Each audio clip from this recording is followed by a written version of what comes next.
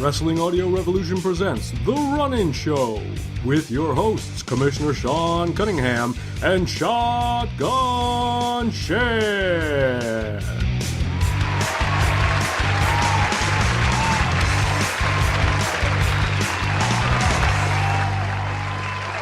Ladies and gentlemen, welcome back to the show. It's our second show. Thank you for coming back and for saving me my job. Thank you.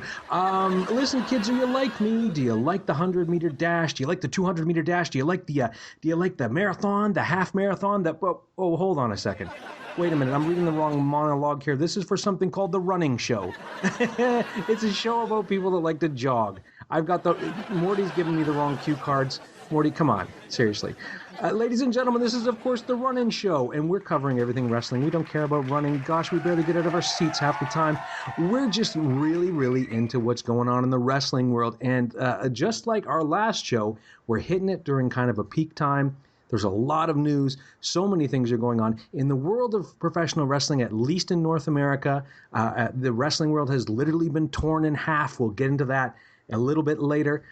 There's been some great shows. There's been some amazing things going on. We've got a special guest coming in today, and we've got another episode of Kayfabe or Kayfake, which Sean did so well in last time. And we've got, just so many things to talk about. But before I go any further, it's absolutely mandatory at this moment that we all bow our heads and welcome into the studio the number one man in professional wrestling, the most respected man in professional wrestling. He's none other than the Commissioner, Shan Cunningham. Hey, Sean. Hey, how are you? Good, man. It's so good to hear your voice. It is always fun to hear you, sir, and could we have picked a better week to come on the air after a month off? I know, really. That's the nice thing about the format here, is that we can pop in and pop out when we want. It's literally a run-in where you don't know when it's going to happen, but we've picked the peak time. I think so much has happened. At least, we're focusing mostly on WWE, but, NXT and some other stuff too. But so much has happened in the past while.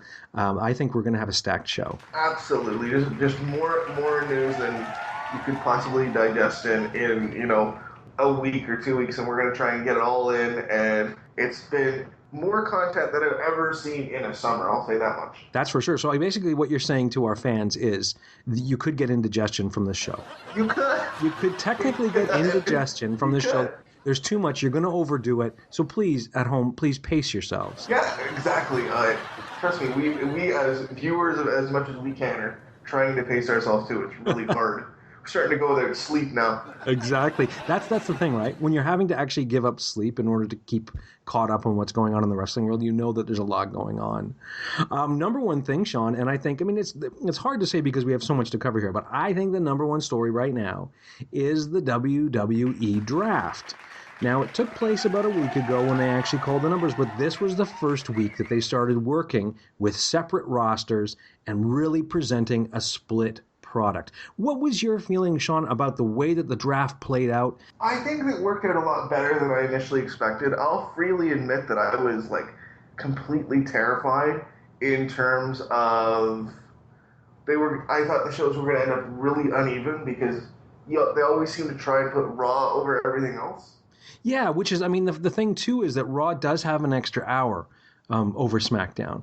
So in a way, it is justified that they get more talent, but I just didn't want to see them with a whole lot more star talent. I think they did a really good job of leveling up because it's clear to me that they're trying to tell a story with the way that SmackDown is positioned with a lot more, what I got the sense of, younger and underutilized talent, more so than Raw having what looks to me to be a lot more of the established guys on it, with a couple of exceptions of Cena, and AJ Styles and things like that. But I think some of those might have been USA Network calls saying you have to have at least one or two certain level of stars on each show. What kind of surprises did you see coming out of this? Obviously the surprise overall is that it went so well, but did you see a lot of surprises as far as who ended up where, what kind of potential matchups they've set? I looked at it the way the NXT guys were treated. I thought the NXT guys, all 6 of them who were drafted, were all treated very well in terms of where they were positioned, especially Finn Balor, but we'll get to that. We will get to that, and that's unavoidable. As far as the NXT call-ups go, were there surprises there for you? Were there people called up you didn't think would be called up, and were there people not called up that you thought would be? Yeah, absolutely. I was convinced Shinsuke Nakamura was getting called up, and when he didn't get called up, I was really surprised. But it's clear they have other plans if you watched NXT this week. Yes, exactly, I do. And I'll say this, I think it was a smart move. I think Nakamura is special, and I think bringing him up during the draft would have diluted the surprise and would have diluted the fanfare that he needs to be receiving. The other thing that I'll say about this is that I think that Nakamura is doing a really good job in NXT. I think that the more time he spends there, it's better for him. His English has just improved in leaps and bounds. I don't know if you've noticed. I have, and it's so much fun to see what he's doing. And if he was doing half of this in Japan, I feel like I missed out on something. But yeah, and his level ability to communicate has gotten so much better. Nakamura is coming up sooner rather than later. I'm assuming he's going to beat Joe. Do you think that there's a chance that they sidestep the NXT title and move him up, or do you think they give him a little run? I think that feud's gonna go for it. I think he'll get it, but it may not be till sometime in the fall. Yeah. And they'll give him a little run, and then I wouldn't be surprised if we see Nakamura maybe in the Royal Rumble match. Getting back to the draft, you were obviously surprised that Nakamura didn't come up. What about Bayley? I was really shocked, too, that she didn't come, because I really think she's been ready for a while. But I get the sense they have a plan in place. Again, going back to NXT and take over Brooklyn and all of that, I think we'll see her before long as well. But we've already seen her on WWE TV, and we have, and we'll get to that in a minute, too. The other thing, too, is, they've just looted quite a few talent out of the top ranking of NXT. Leaving Bayley and Nakamura behind keeps that company kind of interesting and lets them bring up another crop of new guys too. I think the women's division in NXT would have been a little thin, I think, if Bayley had come up right now. I was surprised, though, that Nia Jax did. Yeah, she's green, but they don't seem to care about bringing green people up, do they? They don't, and I also think part of it is who she's related to. She is a cousin of Dwayne The Rock Johnson. I'm sure there's some strings being pulled somewhere. Yeah, well, there's a pedigree that's associated with that, isn't there? And also, she's a unique property because she is a much larger female competitor than they usually have, and I think she can move pretty well, too. She's green, but she's doing well. So, any other thoughts about the draft itself before we get into that first week of post-draft programming? I had a lot of hope watching it, and I made a point of watching the network supplement, what they did, the supplemental show. Everybody who got drafted because of the supplemental show got mic time, which to me was crazy because that's never, ever, ever happened. Where basically every single guy on the roster got either to come out to the crowd in front of the building or got mic'd, with the exception of the NXT guys did too, because they had somebody on location in Orlando interviewing them too. So everybody got time on the stick. And I thought it was really interesting that I wondered how many of those interviews were scripted, mainly Cesaro's. I know you've probably heard about what he said, but I questioned after hearing it whether that promo was scripted or not, because he seemed angry. I think they're getting a little smarter about kind of letting things be spontaneous when they can. In a situation like that, I thought that made his character more interesting right away. Yes. Ladies and gentlemen, we like to reach out to Hollywood and celebrities when we can, and we like to kind of show you maybe some wrestling fans you're not aware of. There is one man, a big Hollywood star, who's also a big wrestling fan, and he's been gracious enough to join us today in the studio. Ladies and gentlemen, Mr. Matthew McConaughey. Matthew, come on down.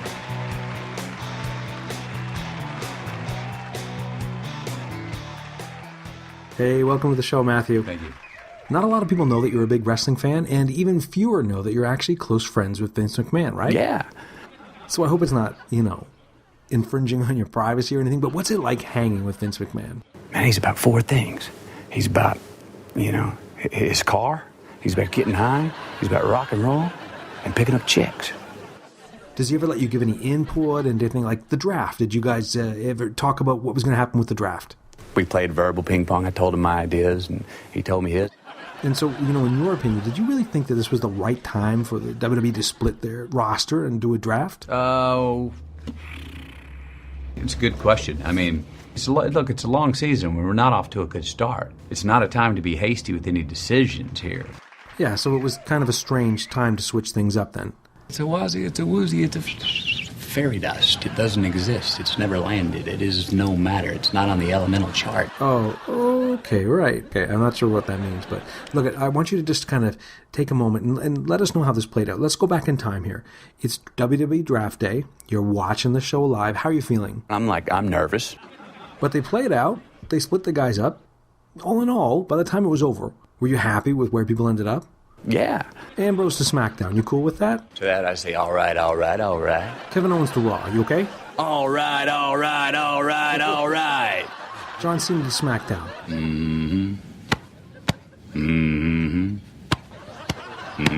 Oh, ooh, what's happening here? Okay. All right.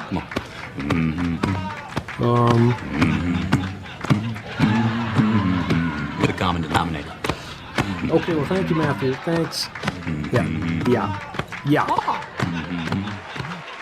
Ladies and gentlemen, Matthew McConaughey. Sean, can you believe we managed to get Matthew McConaughey in the studio for our show?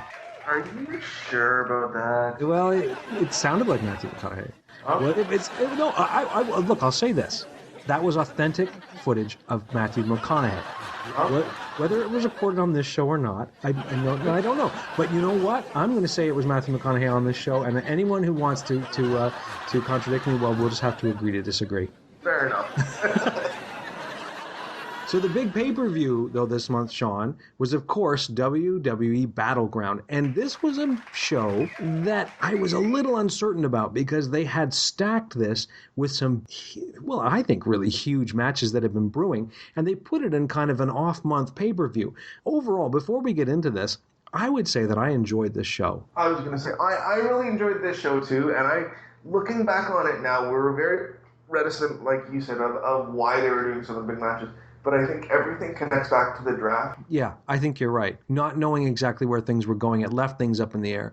The undercard itself was strong. We started off with a great women's tag match, Charlotte and Dana Brooke against Sasha and a mystery partner, who ended up being Bayley. How did you think Bayley did in her main roster debut? What impressed me was the crowd reaction to Bayley.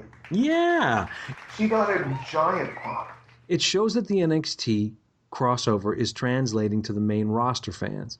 You know what I mean? It means that they're actually, even if they're not watching it every week, they're aware of the stars of NXT. And that's exactly what this is supposed to be doing. I thought it was great. I thought Bayley did a great job. The match itself was fun. All in all, and it set up Sasha getting a title shot on Raw. But great for Bayley, great to see her received that way. But yes, they were adamant about the fact that she was not coming up yet. I guess maybe so people didn't get confused. Yeah, I give the announcers credit for being very open about that and relaying that information properly. Yeah. Also on the undercard, Rusev defended his U.S. title against Zack Ryder. And I thought Zack Ryder's outfit for this match was kind of wacky. I liked it. It was cool and everything. My big thing was that they keep giving Ryder, pay-per-view matches. I don't complain about that at all. I love Zack. But did you ever expect him to be resurrected the way he's been this past, year? No, I really didn't. And I'm not saying he's undeserving of it. But I am confused by it because to me it very much came like out of the blue. Coming out of the draft, Mojo Rawley, his tag partner from NXT and the Hype Bros, was drafted. So it clearly looks like they gave him a bit of a singles push, and now it's like, okay, now you're going to go do the Hype Bros thing with Mojo. Yeah. I thought the match itself was fine, and Rusev continues to impress me. He seems to have been resurrected back to almost where he was at the beginning of his WWE career when he was a really big deal. And that just impresses me because WWE is not known for being able to do that. Mm-hmm. Except there's been the one example where all they did was take him out of League of Condition, gave him his fiance back, they gave him the U.S. title, and went, okay, here you go. Yeah. And they're just continuing or almost redoing the same program, and it's working. Yeah, it is working, and good for him. I think he's also becoming a much better speaker, I think. He's entertaining to listen to. Yes. So good for Rusev. Good for Rusev.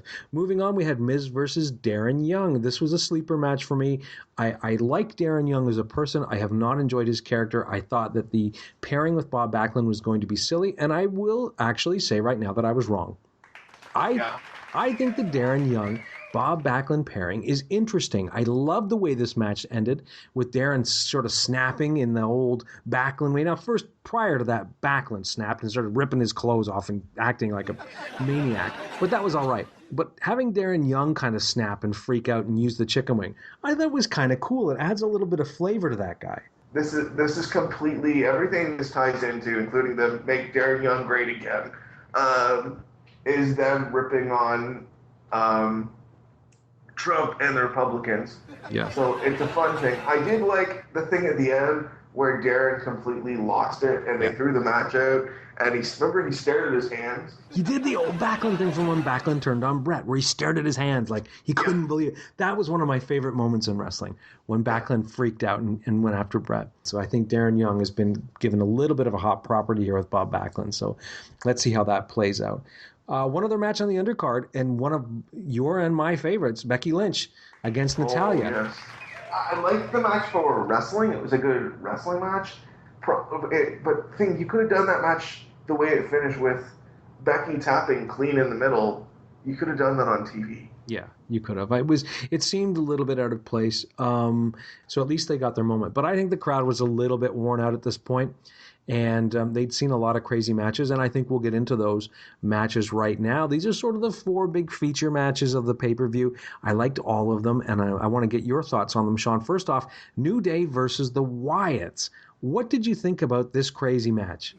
I feel bad for that program in general, because it seemed like they started it really late, and then the Wyatts are going to got split up in the draft. Yeah, exactly. So you knew this was kind of a weird blow-off match.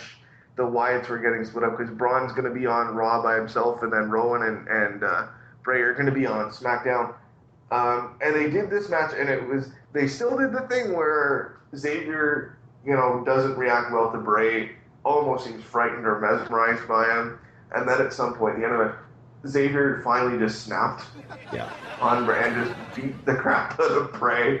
But then they give the Wyatts the win, and it was very confusing to me. Well, let me just say a couple things about this match. I really enjoyed it because I think the story that they told, they did try to wrap it up as best they could, but left it open that at some point they may be able to revisit this.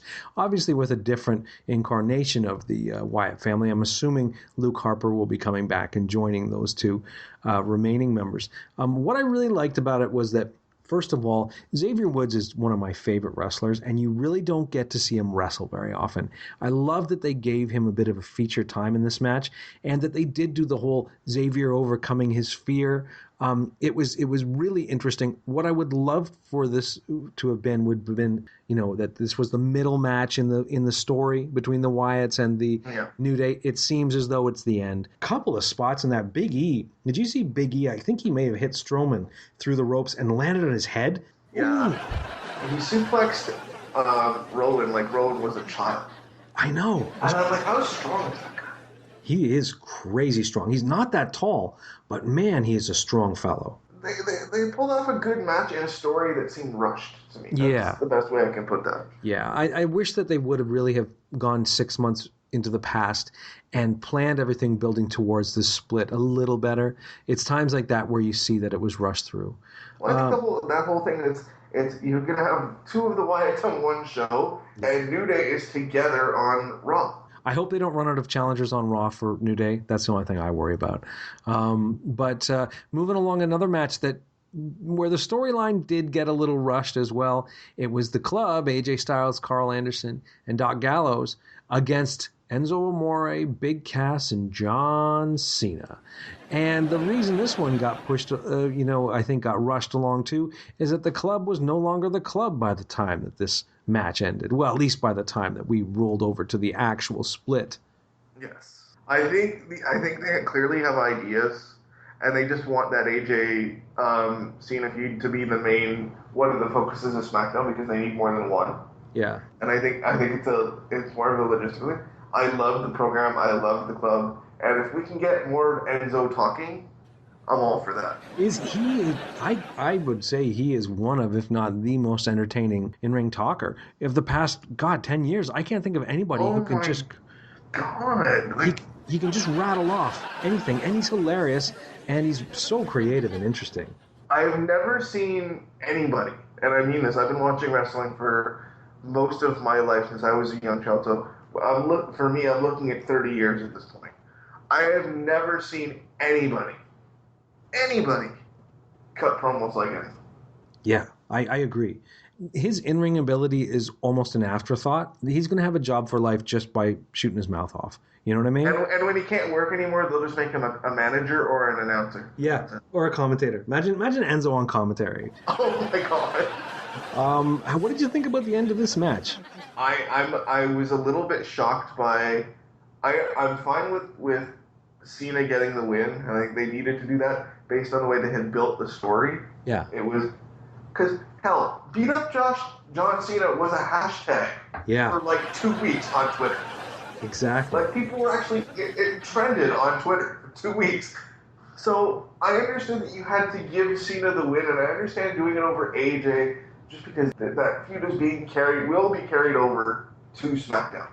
Yeah. So that is a good thing. Yeah. Oh. And now you built in the storyline eventually when you get to it is, yeah, you beat me, but it was in a 6-man. You didn't beat me 1-on-1 like I beat you. Yeah. And didn't AJ take like a couple of finishers in a row or take a beating? So they really did manage to make it look like he'd been compromised, and it was not a clean one-on-one match. No, and that's the whole thing. And I'm sure that will be the storyline when they finally get to it. Next match I want to talk about here is what I would consider my match of the night is Sami Zayn and Kevin Owens. The hits just keep on coming. Put these two guys in the ring. Put these two guys in a ring together, and it doesn't matter what you do. You've got a classic. These two guys, I know they're friends. I know they've wrestled 100 million times in every territory you can think of. I don't know what these two guys have, but they don't put on bad matches ever. But they also don't put on the same match twice. No. You know what I mean? This match was brutal. There were so many crazy looking spots in it.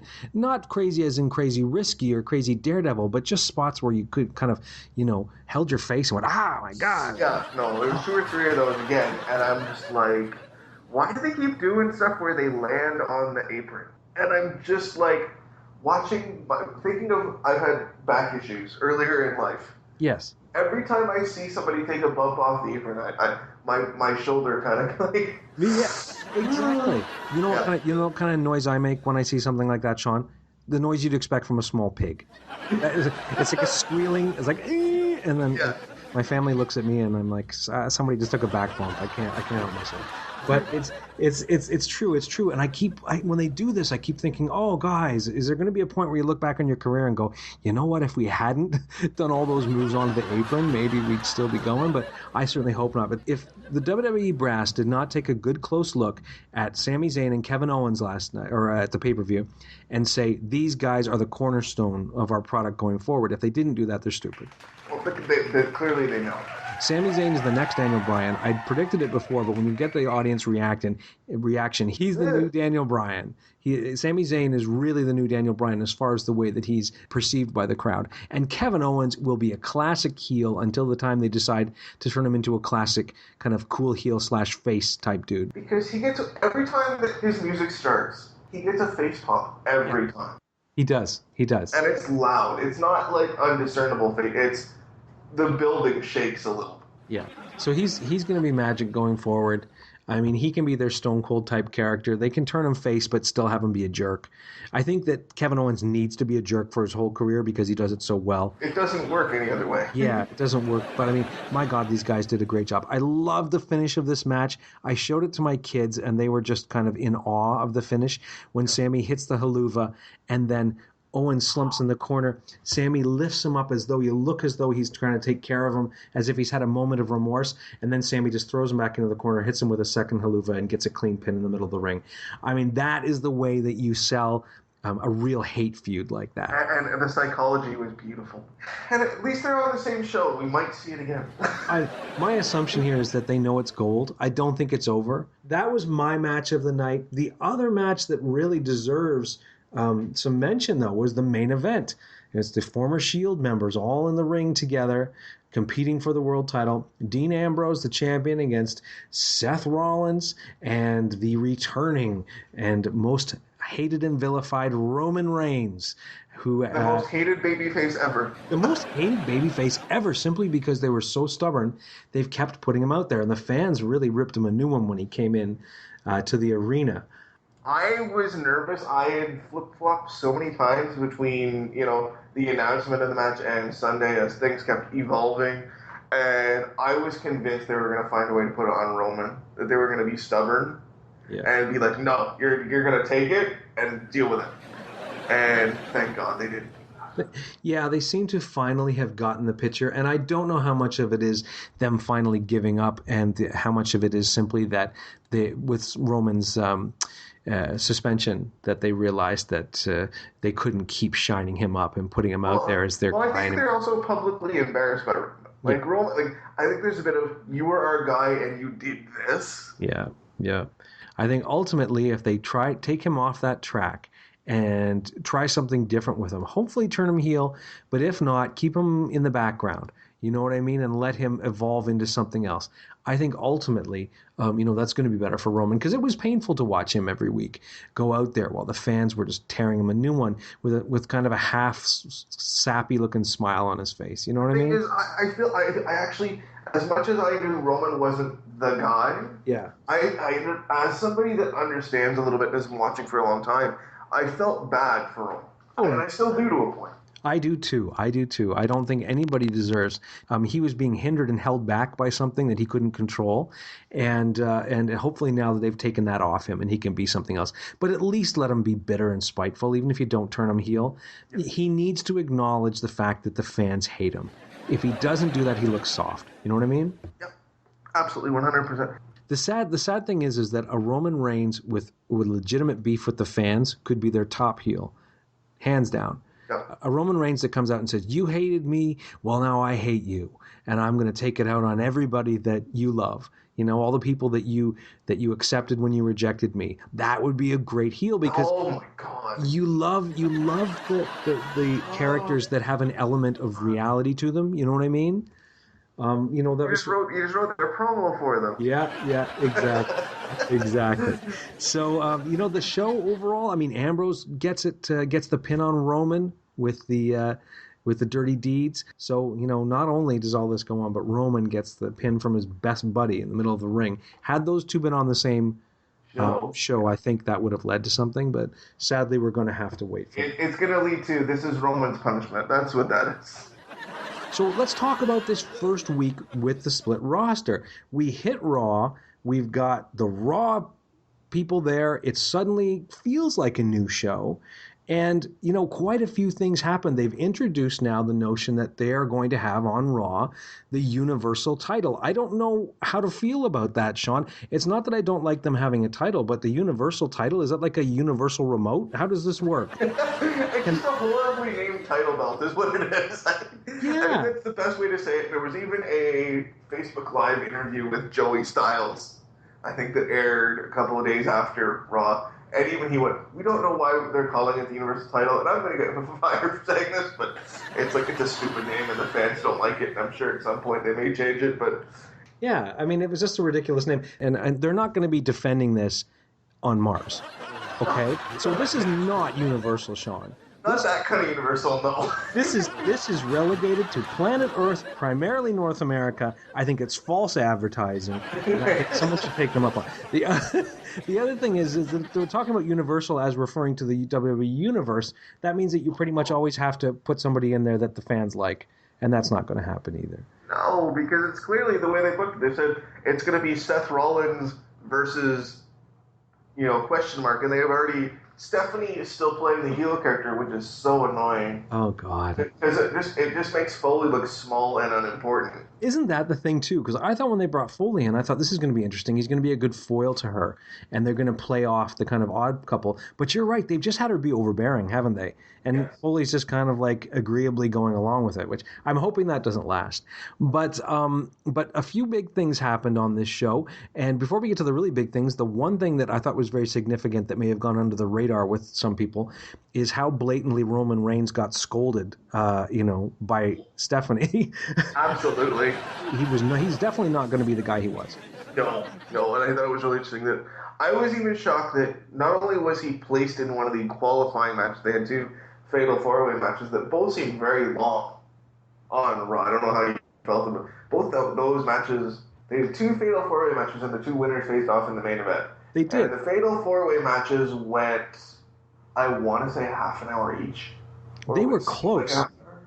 They were close. Let me put it this way, Sean. I really had to pee, and it was uncomfortable sitting and watching. So that's how I rank how long the match was. When the dust settled on all this, though, there was a very definitive new face of Raw, maybe even new face of WWE, and that is NXT call-up Finn Balor. Finn Balor, in his very first night on Raw, not only won a fatal four-way over Cesaro, Owens, and Rusev, went on to qualify to fight Roman Reigns at the end of the night, and then beat Roman Reigns clean in the middle of the ring for the chance to fight Seth at SummerSlam. I don't think you say it any more clearly than that, do you? No, you don't.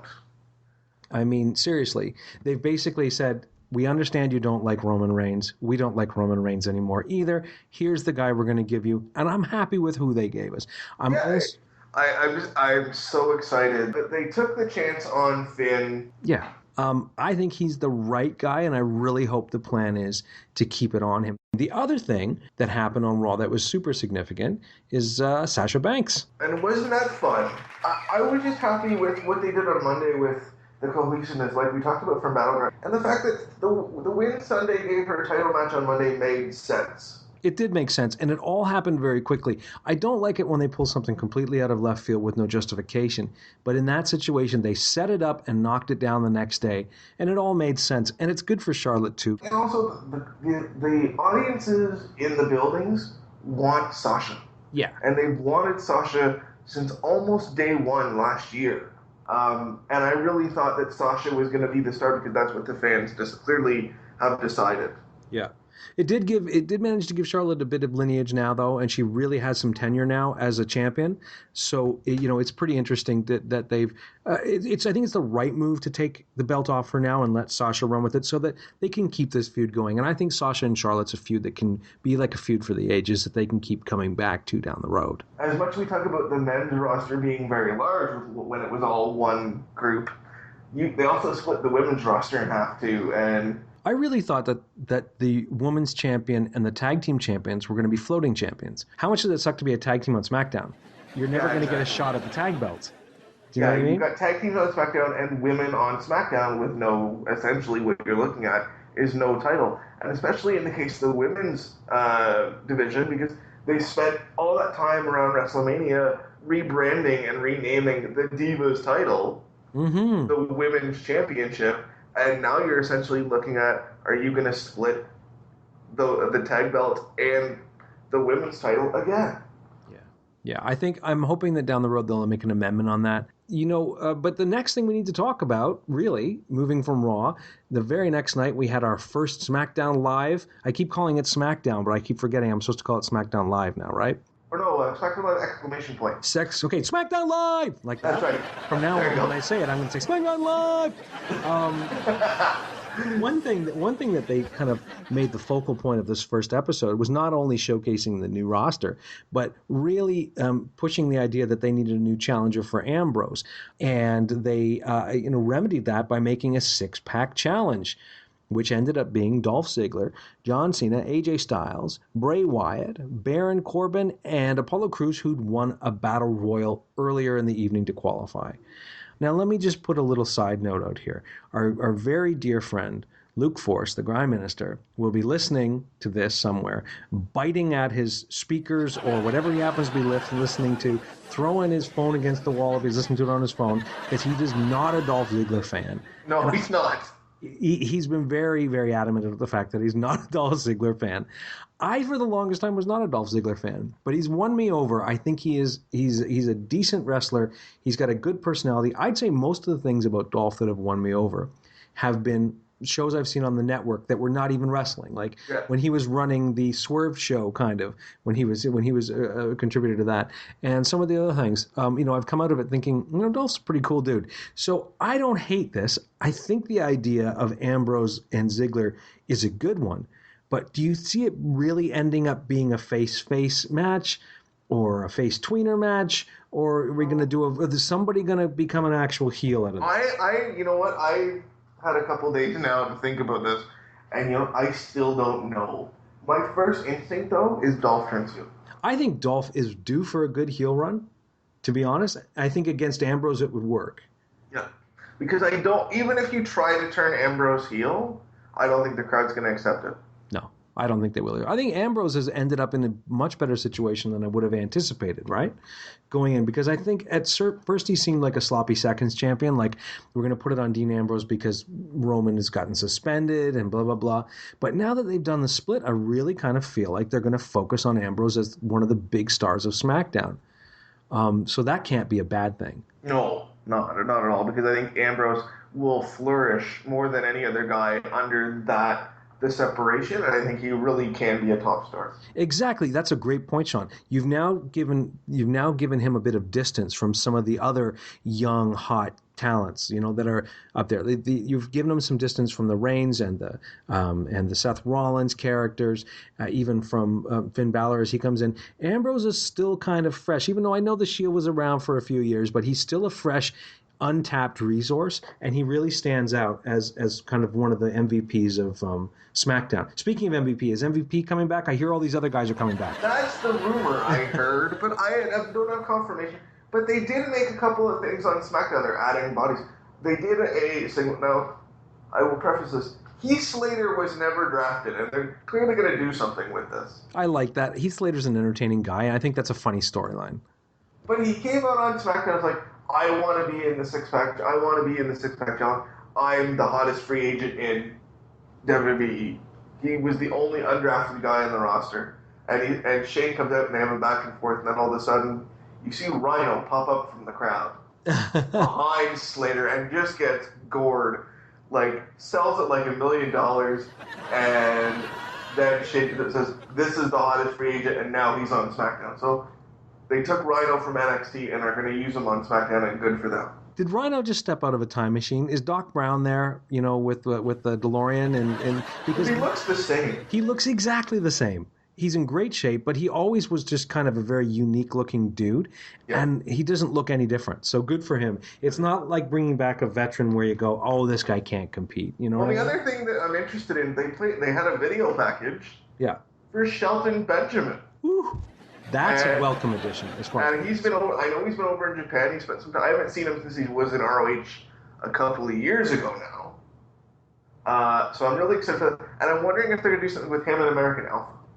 Yeah, I think maybe they will pull something together like that, and I wouldn't mind it one bit. But overall, so what are you saying, Sean? If you have to look at these rosters the way they are now, if you look at the new people coming in the way they are now, do you feel like, taking into consideration that Raw's a 3-hour, SmackDown's a 2-hour, do you feel like they've got things sorted out enough to keep us interested for another 6 months, 8 months with these rosters? The rosters, the way they're constructed, absolutely they do, because you know clearly that things are coming. Ladies and gentlemen, on our last show, we played a little game, and it was so popular, and Sean did so well, and he gained so much admiration from the fans and from our audience that we've decided to bring it back again this week. That's right, I'm talking about nothing other than Kayfabe or Kayfake. For those of you that don't remember, this is a little trivia game that we play with Sean, and I'm going to present Sean with a series of questions. Sean has to decide whether they are kayfabe, meaning real, whether these are authentic bits of trivia, or kayfake, something I've just made up. The interesting part about this is every single one of these questions, well, I guess with the exception of one, seem ridiculous, and Sean's going to have to weed out which of these ridiculous questions are real and which are made up. Sean, are you okay? Are you ready for this? I am as ready as I can be. I've been looking forward to this for days. Have you been studying your wrestling trivia? Oh, I always am. Okay, well, I just want you to brace yourself. And also, look, one quick notice that the network's asking me to put out here. I mentioned it last time. People didn't take me seriously. Please, people, no wagering. There is no need to bet on this. There is no money changing hands. And it's all just luck of the draw. This really comes down to how much, first of all, how much Sean knows about wrestling. Second of all, how much Sean trusts me. And you're going to see as we get in that the answer to that may surprise you. Okay, folks. So, Sean, your very, very first question. It's a relatively easy one, and it's the only question that doesn't seem ridiculous. Question number one is this.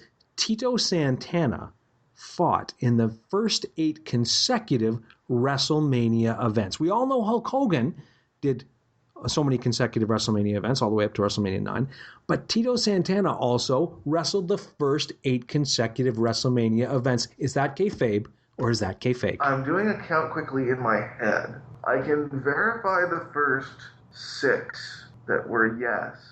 The judges are saying you're going to have to give us an answer. I know, Sean. I'm going to have to say it's kayfabe. You are correct, sir. And now we're going to have to go back and track all those. I'm not going to do them on the air, but we will do them. But you are right. Tito Santana fought the first 8 consecutive WrestleMania events. His first at WrestleMania was against the Executioner. His last at WrestleMania 8 was against none other than HBK Shawn Michaels. So, Sean, you've got 1 point. Yay! If you're going to start, you want to start strong. You've started strong. Now's where things get a bit weird. Here's question number 2. During the early days of his WWE career, Michael Cole was forced to conduct an entire interview while his underpants were drenched in Coca-Cola. Is this kayfabe or is this kayfake? It sounds like a DX prank. I'm gonna say it, but I'm gonna say it's kayfake. You're gonna say that it's kayfake. You think that I'm lying to you about this? A little bit. Well, you know what, my friend? You are wrong because it is kayfabe. And as soon as I tell you who the interview was with, you're going to understand and accept that it was true. It was actually with Owen Hart and Davey Boy Smith. Michael Cole was very new. He was very nervous. He was doing a backstage interview.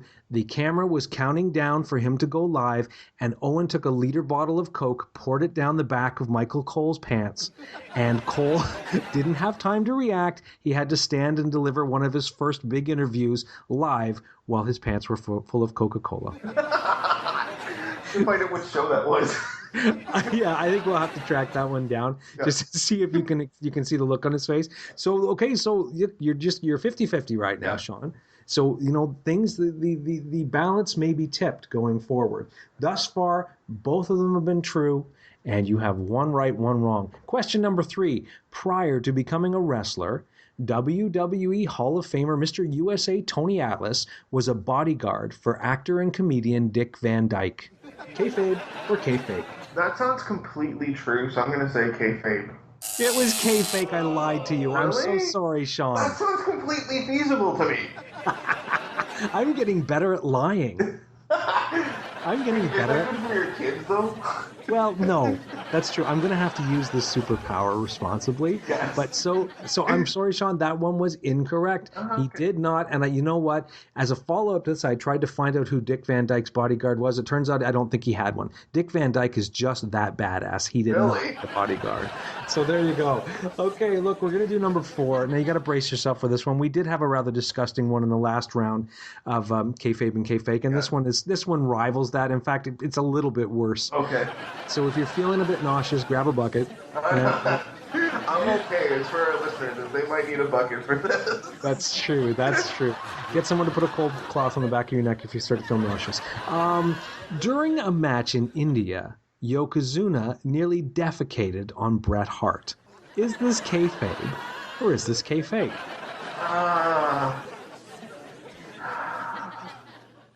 You know what? I'm going to say it's kayfake. Although, again, it sounds feasible.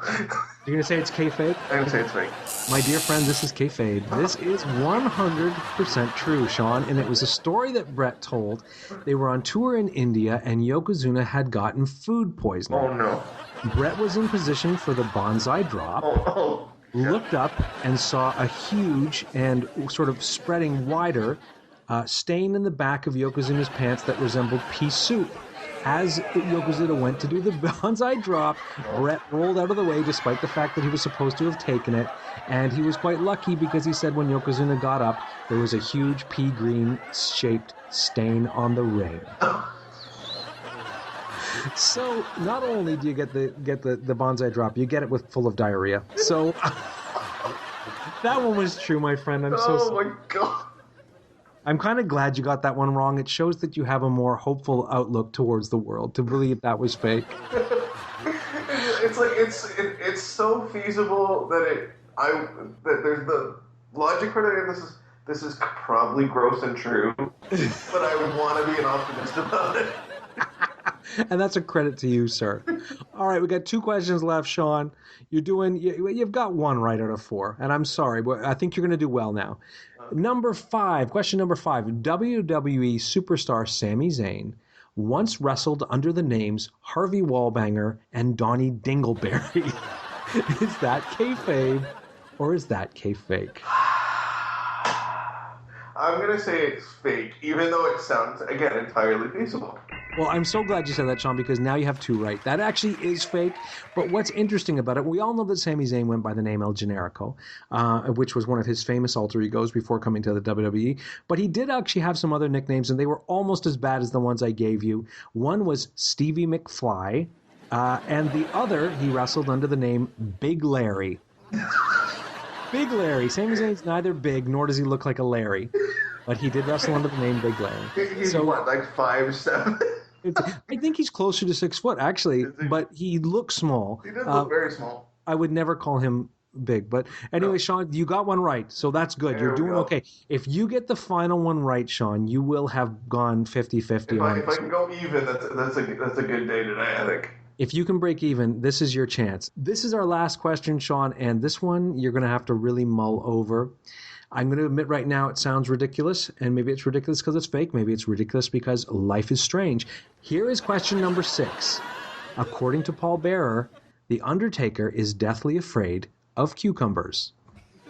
Kayfabe or kayfake? I'm not sure why, but I'm going to say it's kayfabe. You're going to say it's kayfabe. Yeah, My friend, you trusted me enough to realize that I was telling you the truth. This is according to a shoot interview. Paul Bearer said that The Undertaker has an irrational fear of cucumbers. He hates being near them. He can't stand the sight of them. And as a prank, while on the road, Paul Bearer would occasionally take cucumbers and hide them in The Undertaker's hat. So when The Undertaker was about to put his hat on before he went into the ring, he would have all these cucumbers fall out. And apparently on one night when Taker picked up the hat, he saw the cucumbers, had a panic attack, and vomited. Now, this is a story that I watched the interview just to make sure it was true. And this is actually Paul Bearer telling this story. So if it's a lie, it's Paul's lie and he took it to the grave. But therefore, Sean, I can very, very proudly tell you that you have gone 50-50 on it. Ladies and gentlemen, we hope you had as much fun as Sean did. Let's keep this one going, Sean, because I think you're going to get better at this. After a while, you're going to be able to call my bluffs. But thanks for playing, Sean. You're always a good sport, and you did a fantastic job. Thank you very much. It's always fun to do neat things like that and find out odd little factoids like that. Exactly. It doesn't make The Undertaker seem quite so scary, does it? No. All you'd have to do is wave a cucumber at him, and you're done. Your streak could have ended a long time ago. Yeah, exactly. Cucumber on a pole match. Oh, that has so many connotations. That's crazy. Oh, look, we're going to have to move from all the fun and games into something that's a lot more serious. I think so. And that's the deadly serious Brock Lesnar. Oh. Now, a lot happened for Brock since our last show. First of all, he did his UFC return. We can't call it his debut, but he's been gone so long, you might as well. He had his return to UFC against Mark Hunt, a very respected puncher, a guy who's known for knockouts. And Brock won. He won a decision, and I think, did you watch the fight? I did not see the fight. I've heard about it. I know it was a last-minute change, so I know WWE wasn't very happy about that. It was supposed to be a different opponent who I believe got hurt or failed a drug test, which is slightly ironic. Yeah. And do you think that would be part of the reason why WWE didn't really push this up until just near the end? Do you think they were kind of on their heels about this thing? I just don't think WWE was very happy with him doing it at all. Yeah. But it was a clause in his contract, so they had to honor it. So it was legitimately a clause in his contract that said he could go back to UFC anytime he wanted, as long as he fulfilled his obligations to WWE. Yes. That must have been a bit harrowing for them, wouldn't you think? Them going, okay, well, we put all this time and money into promoting this guy. He's going to go fight. Let's say he gets a massive concussion or a broken, sternum. Yeah. Yeah. I can imagine they weren't that happy. They really didn't promote it. Although right near the end, I think maybe because people were questioning why they weren't, they did make a little bit of it. Yeah, I saw stuff like maybe 2 or 3 days before that they started promoting. I'm like, oh, all right. I think Brock looked good in this fight. I think, I'm not a big UFC fan. I like my violence to be, pre-coordinated. But I was really impressed to see that he did so well. The sad part about this is that shortly thereafter, we find out that Brock failed not 1 but 2 drug tests for banned substances.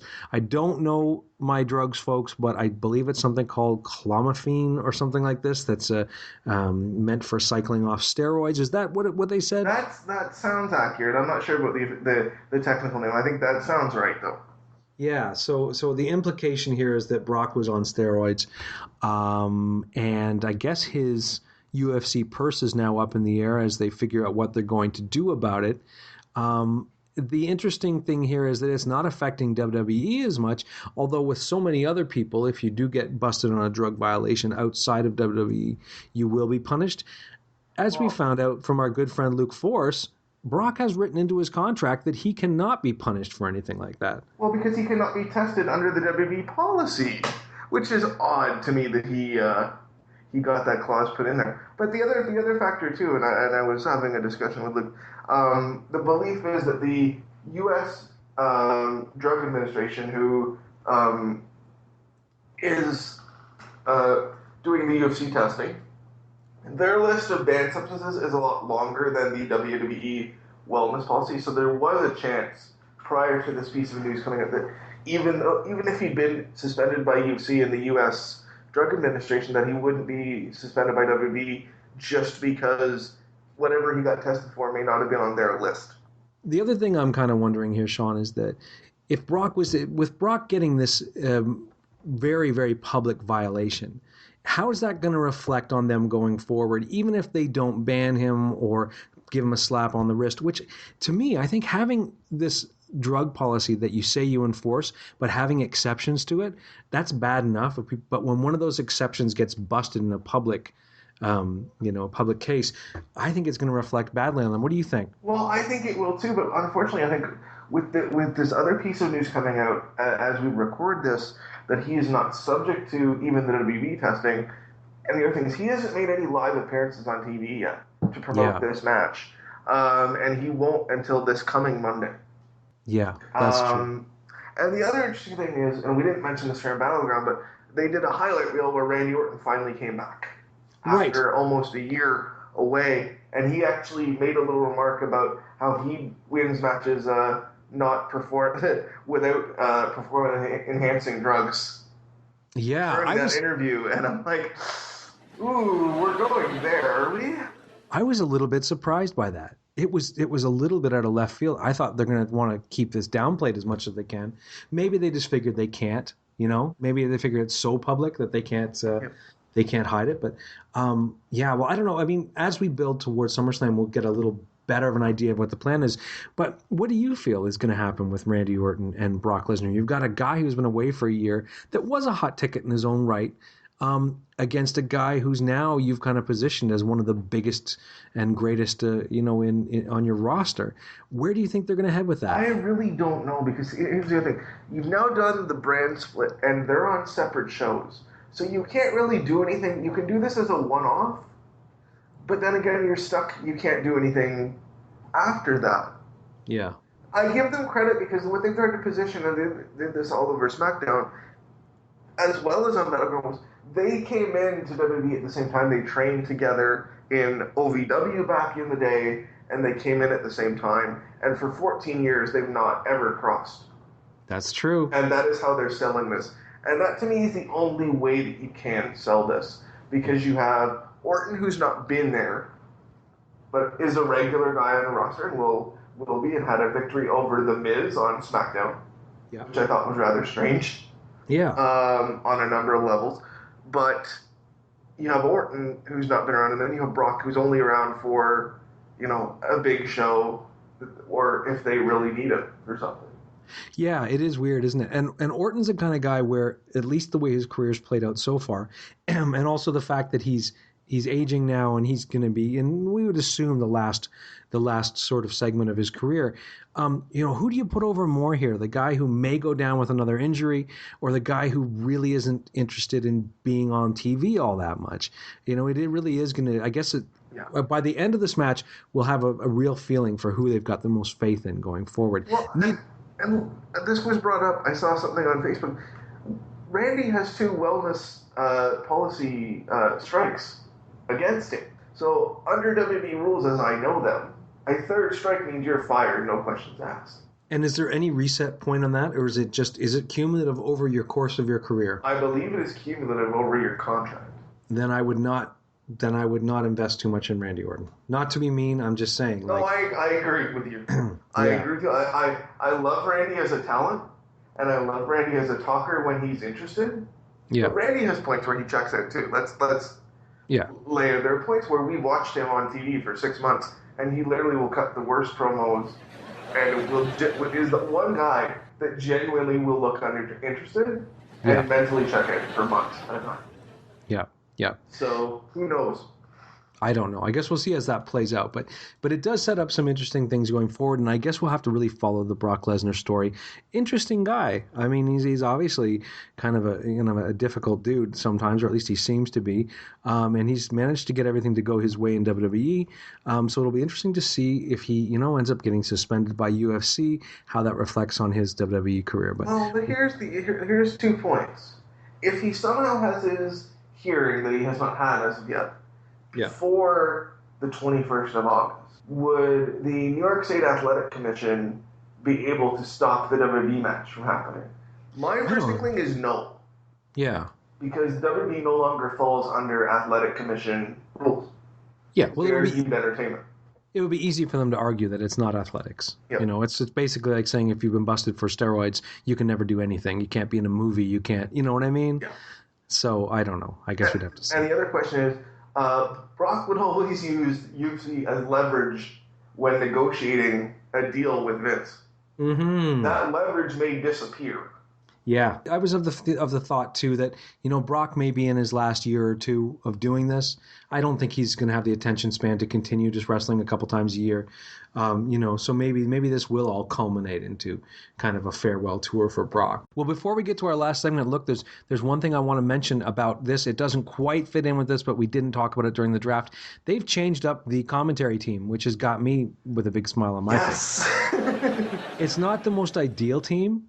But I will say there is one noticeable exception on the main shows, and that's Jerry Lawler, which makes me happy. I was going to say, you're a happy person right now. No offense to Jerry Lawler. I just think he stopped contributing, and so it really was time to move him off and let some other people do it. Happy to see Corey Graves coming up. Yes.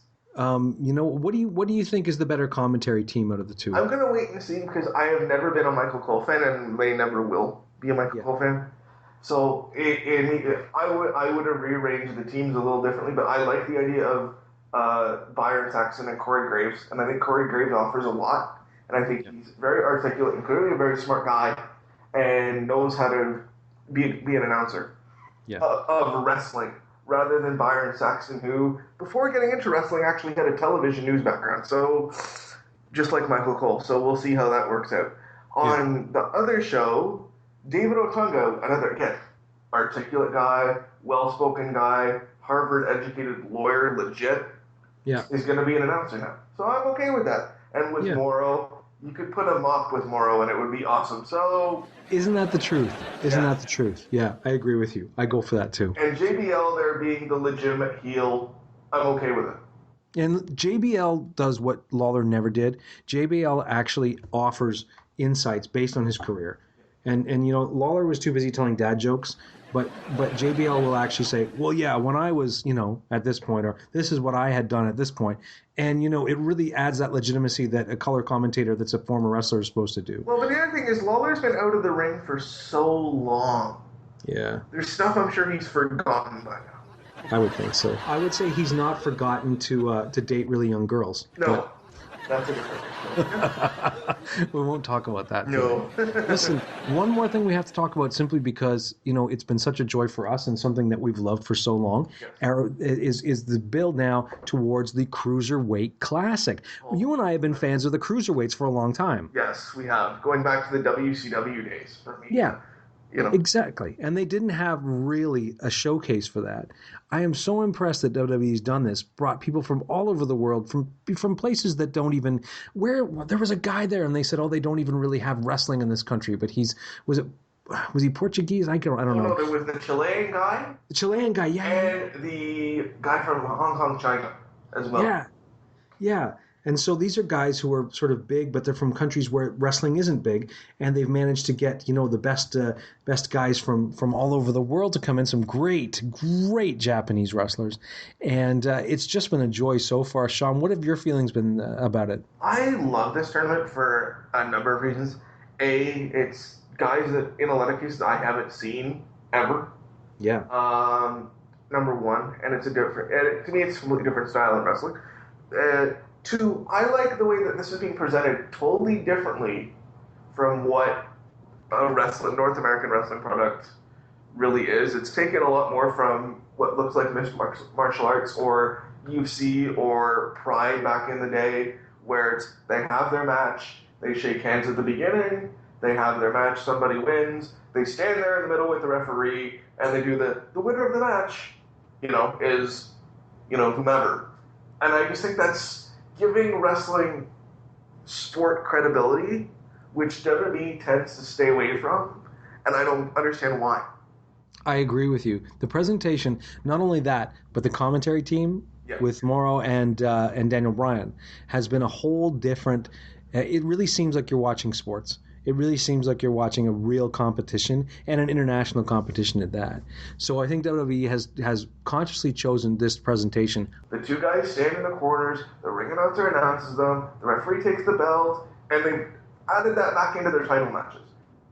That's great. Do that. And I understand that the place for entertainment, but to watch the CWC being done that way is so refreshing and so nice. And on top of, you mentioned the commentary, they treat it with respect. The brackets are being followed. They put Corey Graves, again, clearly in front of a green screen, but that being said, with the weird little purple and silver logo stuff, but it's clearly he's standing in front of a green screen. But it's being presented so well, and clearly being received very well, too.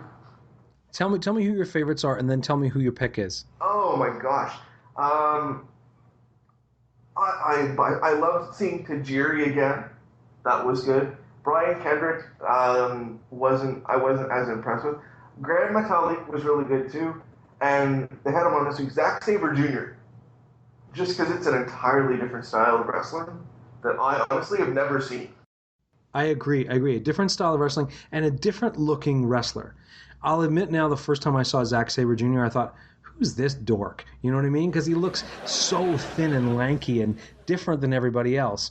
But, once you see him in the ring, he's an absolute, magical performer. He can do things nobody else can do. And his kind of unique look, I think, only adds to that. I thought Zach has done a good job so far. The way this tournament is being handled and the way everything looks, part of me is going to go with the logic and probably pick Kota Ibushi to win this. Because I would this first round too. I would pick Kota Ibushi for two reasons. Number one, Kota Ibushi is amazing. I don't think that they will even be able to tap into what he can do in this tournament. So I don't think they're going to scratch the surface with him. The other thing is that he was on NXT this week. Yes. And put on a fantastic match. And against Murphy, right? Was it against Murphy? Yes, it was against Murphy. And that they've taken that extra step with him means I think that they are going to be investing in him. So. I find interesting they've done videos. Hideo Itami, previously known as Kenta, I believe, is finally coming back after what seems like more than a year. And are you not looking down the road a little bit and seeing what I'm seeing? Mm-hmm. The idea of Hideo Itami versus Kota Ibushi in WWE ring. Oh my God! Imagine. You know who else has been amazing is Cedric Alexander. Yes. So I think the idea of bringing those people up, and I guess Cedric got a huge backstage applause for his match. We won't. I think we won't jump ahead because it hasn't been aired yet. But anyway, yeah, Cedric Alexander's another guy. They seem to have really showcased a lot of really great guys that I think going forward they could really use. You could go down through all the talent on this and find a lot of guys that could be something serious. But I think the beauty of this really is that they've made it a staple of their weekly programming. I'm right there to see it every week. I think that means they're doing something good. I will find time on a Thursday morning when it re-airs. Yeah. To that is literally breakfast viewing for me on Thursday morning. Good for you. Good for you. My coffee and breakfast viewing is to watch people stretch each other out. To prove I'm a sick person is what that could do. There could be. You don't want to be telling your psychiatrist about that. Or no. Don't tell the police that you watch wrestling while you have breakfast. Just a little bit of advice from me to you folks. Take that as you will at home. Well, Sean, I think we've come to the end of another really eventful, really good, and I had, again, fun, as I always do with you, sir. So much fun. So much fun to do this. But I think we've got a lot to look forward to. And I don't know, again, we're the run-in show, folks. You never quite know when we're going to show up. But I would say it's safe to assume that you will hear from us sometime in the next few weeks, because there just seems to be too much going on. Yes. As we go off the air, we really need to say congratulations to Luke Force and his wife on the birth of their brand new baby girl. That's right, folks. The Wrestling Audio Revolution family just grew by one. And I've seen pictures. She's a cutie, though. She's a cutie. I'm going to see her tomorrow. Oh, my God. So excited for you. I'm very excited. But listen, Sean, it's been a great, great show. I can't wait to see you again. You and I will be talking off air a lot, yes. and we'll be kind of sorting out where we're coming. But, folks, don't go too far, because we'll be right back in your face sometime very soon. Very soon, yeah, I would think. So from the Commissioner, Sean Cunningham, and our producer, Rush Donahue, I'm Shotgun Shan, saying good night, everybody.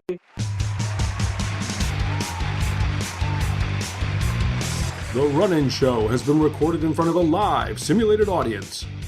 Music by Audionautics.com. This has been a Rush Donahue production.